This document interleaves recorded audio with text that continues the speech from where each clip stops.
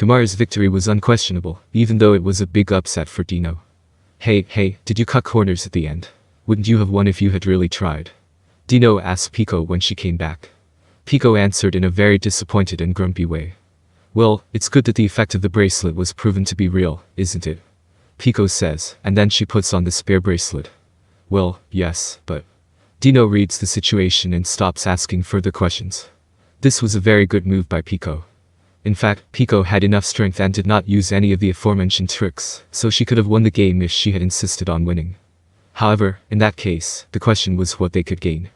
If they continued to fight with all their might, it would be a war of attrition if they were not good at it. Even if they did not, they would surely suffer from exhaustion, and all they would gain would be the pride and honor of having won. Such things were meaningless if they did not survive. On the contrary, it was a loss just to expose their hand. Dino and his team were stalling for time, so that Vega could invade and control the labyrinth. But whether they can accomplish this is unknown. Well, even if we win, it won't matter. You know what I mean. We must not forget that we are in enemy territory. We have a sense of security that we can come back to life even if we die, and Ramrus seems to be in a carefree mood, so we are tempted to let our guard down, but it is dangerous to give us all, so that we cannot recover in time. That's right. We don't have any supplies, and we can't expect reinforcements. It's not just a matter of winning, is it? Gracia understood. There was no guarantee that the Ramrus would keep their promise. Even if they win all the games, they have their own reserves. This is troublesome, isn't it? Then, why don't we cut corners and lose all the games? Dino made a very casual proposal without any hesitation. Mai, who had remained silent, let out a big sigh, and Pico and Gracia looked at each other in response, shaking their heads in exasperation. Pico finished the battle, leaving their forces at full strength. Dino thought it was the right thing to do, even though it was not part of the plan. There was no guarantee that Vega's plan would succeed, and it was important to leave some extra strength. Okay, it won't be easy, but Pico, you get some rest. Saying this, Dino also lay down gracefully. Pico's eyebrows shot up when she saw this. You idiot, you are more comfortable than me. She was annoyed, but that was Dino's character. I'll let you do it. Pico, who has reached a state of resignation, says nothing more and takes a break sitting next to Dino in a triangle. Mai, holding a crescent bow in her hand, went to the Colosseum with a relieved look on her face. Well, this way, she said. Apito came forward as Ramrus led the way. I'm Ramrus. And this is Apito-chan. I'm Mai Furuki. I'm from another world, though I'm not a human anymore for some reason. Yeah. You and Rimuru seem to be from the same place. I'll give you a chance to discover it. For a moment, the sound was cut off. There was a hint of a struggle, and then the voice came back. Then, it's Apito versus Mai's game. With that voice as a cue, Apito appeared in the Colosseum. It looks like instantaneous movement, but it is an optical illusion caused by super high-speed movement.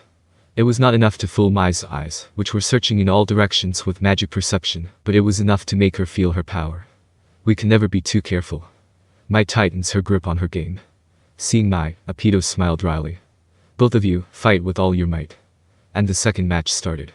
Apito was good at moving at ultra-high speed, but Mai's moves were nothing compared to Apito's. Mai, who used the ultimate enchantment world map, was able to perfectly see Apito's movements and get behind her without a second thought. The most important factor in combat is speed. Mai was the top of speed, and the natural enemy of the speed-specialized fighters like Apito. She's good. Dino exclaimed in admiration. Perhaps because it was not his turn, Dino was watching Mai's fight as if he was at home. Having fought against Apito before, Dino was struck by Mai's abnormality. Apito, she was just as fast as me. He said. It's amazing, isn't it? With that speed, I would have had a hard time. And yet, you totally had her by the balls. That bow's tricky, too. How many arrows split in midair and blocked their escape? We should rather praise this Apito for fighting the good fight. The three agreed that Mai had the advantage. They also give unreserved praise to Apito, who shows excellent response to Mai's moves. However, it was because she was confident that she could win the game. The conclusion was reached that winning is meaningless, but it does not mean that one has to lose. Since Mai's victory would be a great honor, Dino and her friends decided to cheer for Mai seriously. But what was eerie was Apito's smile. She was at a huge disadvantage, but her eyes were filled with a determination to win. Woohoo! She is still strong. Instantaneous movement is so troublesome, isn't it? Spatial domination is the highest among the spatial powers. It is said to be the ability to not only spatial transportation to a memorized location, but also to be able to instantly teleport within the visible space. It is almost the same as instantaneous movement, but it has a fatal flaw. Since it is necessary to connect the destination and the space, the destination can be read at the moment of activation. In other words, the power was not usable at all in a battle against a superior who has spatial domination, even if it is against a person with a lower spatial awareness. However, instantaneous movement is different. It allows them to move through space without leaving any traces, and without giving any warning. In a battle, no other power could be more useful. Against Mai, who cannot be caught even at the speed of light, there are few moves that can be made. In fact, the only way is to set a trap. Naturally, Mai understands this. She has been well warned, so she did not think that she would easily fall into the trap. The reason why Apito looks so relaxed is that she is still learning. Apito was still in the process of evolution. Its existence value is still increasing, and its strength is still growing even during this battle. Isn't that strange? By the time Dino realized it, it was already too late. The evolution accelerated when Apito's existence value reached 1 million. As if emerging from a chrysalis, Apito began to radiate a strong presence. Are you kidding? She gets stronger in battle. It is a common story, but Mai was not happy about it. The fact that he was okay with losing was based on the assumption that he trusted his adversary. Because Mai was so serious, she could not trust her adversary that much. Therefore, she was determined to win at any cost. With a massive force that overwhelmed the space, Mai unleashed her special attack. She had only picked up the bow because she was a member of the Kaido Club, but now she could shoot her fighting arrows at Mai's will. Without worrying about the number of arrows left, she can fire meteor arrows from her crescent bow with any power and any number of arrows by her hidden will. Mai's style of combat was to shoot arrows like meteors with continuous instantaneous movement and to be unpredictable. Mai, who had been such a player in the past, decided to fight a short battle because of the danger Apito posed to her. It seemed that no matter how she tried, she would not be able to escape from the arrows that would aim at Apito from all directions. Unless she could use instantaneous movement like Mai. Stardust Rain.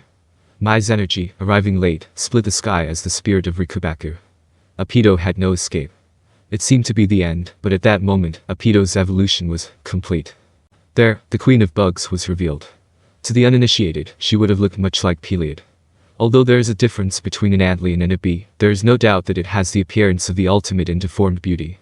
Apito, having evolved in this way, held her hand up to the sky before the arrow could reach her. Insects in the sky. A thin rainbow-colored membrane envelops Apito. It is a distortion field that prevents all attacks. It is a defensive technique that Seijin is good at, but with her evolution, she has also gained the power of spatial domination, which Apito can also use. The queen does not run away. She does not give in. She only moves forward. As if to embody this, Apito takes a step forward. Mai backs away as if frightened. Now that her strongest move had failed to work, the game was as good as decided. Mai understands this, so she thinks it is pointless to continue the battle. Why all of a sudden? Apito's hand twinkled before Mai's unintentionally spilling out her words reached the others. The Empress Stinger. In an instant, like the twinkling of a star, the deadly needle, sharper and faster than Mai's arrow, pierced Mai's heart. How did you become so strong? This was a question not only Mai, but also Dino and the others who were observing the event. However, no one could answer them, and there was no way to know what had happened. Dino and the others looked so fed up with the event that they could almost hear their voices saying, "That's why I don't like it." Incidentally, Ramers, who was watching the game on the big screen, were also puzzled by the evolution of Apito. Existence value, fixed at 1,737,775. The operator who was observing Apito reported this, and there was a commotion. Why? Rames's muttering shows that she, too, could not hide her surprise at the unexpected situation. The reason for this evolution, however, was the disappearance of Peleid.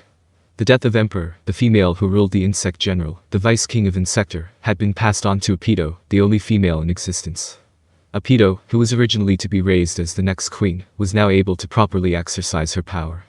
Thanks to this, Apito has taken on divinity, becoming the Shinhu. This was only the inheritance of Peleid's divinity, and Apito's ability was not yet sufficient. However, it is true that she became god, Shin. Thus, Apito had acquired the strength to be a part of the ultimate beings, worthy of being Zijin's watchman. To those who did not know what was going on behind the scenes, Apito must have seemed to be the very embodiment of unreasonableness. Thus, Apito's timely completion of evolution resulted in her overwhelming victory over Mai. Ramers are cheerful because they have won 2 games in a row. Dino was the last, and the Ramers decided to play the 3rd game, Gracia vs Ranga. But here, Geld expressed his opinion apologetically. I know it's selfish of me. Can't you leave the next fight to me? Geld, who seldom tries to be selfish, expressed his wish at this moment. This was not something that Benimaru and his team could ignore, and they were troubled by it.